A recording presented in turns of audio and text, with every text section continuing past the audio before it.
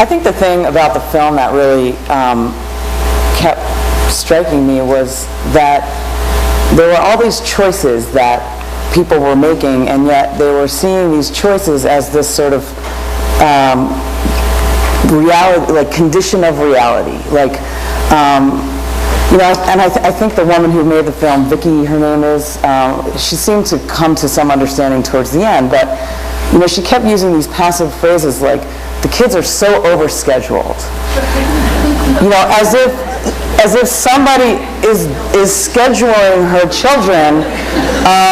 The kids are so, she's talking about her kids are this and that, and there's the shot of her daughter, on the computer. The kids are not connected. The kids are so overscheduled. They're so stressed out, and then all the pictures of the dad in his doctor outfit and, doing the homework. And there are so many things that I think we have come to believe are just a sort of a condition of educational reality that we can say no to. We can say no to how much homework our kids are going to do. We can ask questions. Why are you giving my kids so much homework? As schools, we can say no to AP classes.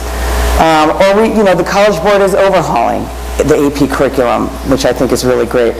There are schools that have stopped offering classes that are strictly based on memorizing a bunch of facts. These schools are privileged private schools, and their kids are getting into excellent colleges. And they've said no to they've stopped being the perpetrators of madness. And this is no slam on people that teach AP. But again, we think that the college application process, as if there's a reality that is, again, some sort of universal fundamental reality that all students need to have high blood pressure or be on the verge of a heart attack, or else they are not going to get into an excellent school, or there's something wrong with them. And so that just kept resonating for me throughout the film. Who is saying yes to this stuff? And I remembered years ago going to see Alfie Kohn. Remember going to see Alfie Kohn, Joanne? It was probably about 10 years ago, and he came and he spoke at the El Conquistador fancy banquet room. And this thing that he said, and I don't have his exact language, but he said something that really stuck with me. It was like, the people that have the most power and the most privilege have a responsibility to say no to things and protect the people that have just a little bit less privilege and a little bit less power than they do.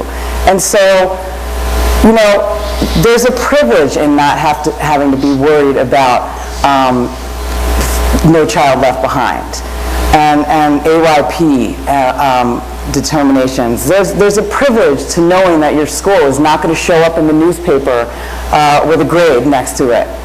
And the kids that go to schools that get to have all that great, incredible teaching and teachers who don't have to worry about that is really lucky. But they need to understand that there's a whole other story going on, and the film looked a little bit at it.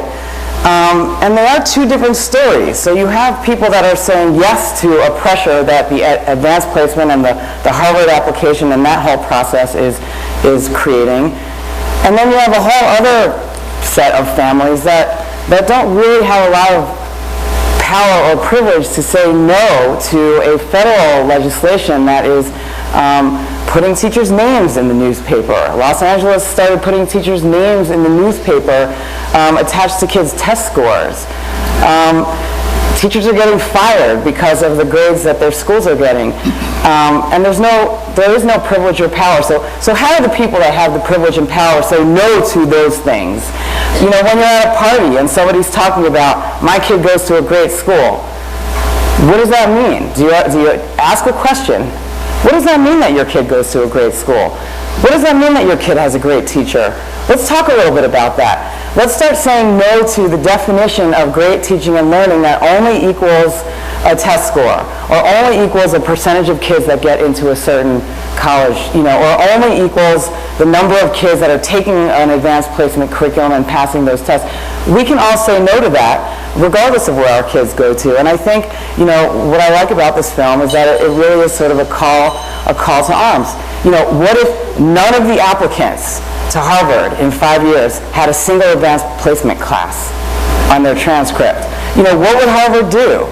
They would have to totally reevaluate how they define teaching and learning, and how they define what a smart kid is, and how they define what an excellent education is. So, we can have a revolution if we want, or we can watch a movie and then go home and ask our kid, did you do your homework tonight? and everything in between. But there's no shortage of work to be done, and again, I think regardless of where we teach or where we send our kids to school, I really do like the spirit of having a dialogue about this, that we can all care about this. This is not a good thing. We don't want kids killing themselves, no matter where they go to school.